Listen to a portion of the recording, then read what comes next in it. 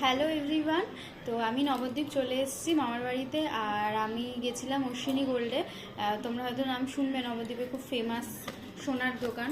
তো আজকে একটা নোয়া বাঁধানো নিয়েছি দিদনের জন্য, তো সেটাই তোমাদেরকে দেখাবো। আর সাথে একটা গিফটও পেয়েছি, এটাও খুলবো।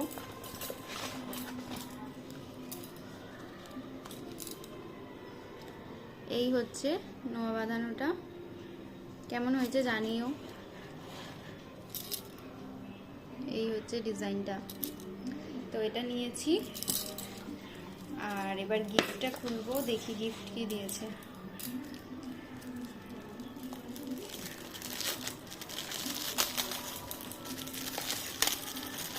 রূপোরই কিছু আইটেম হবে।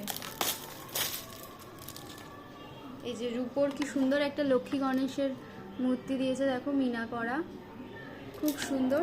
তোমরা জানিও জিনিসগুলো তোমাদের কেমন লাগলো। ভালো লাগলো অবশ্যই একটা লাইক কমেন্ট করে দিও।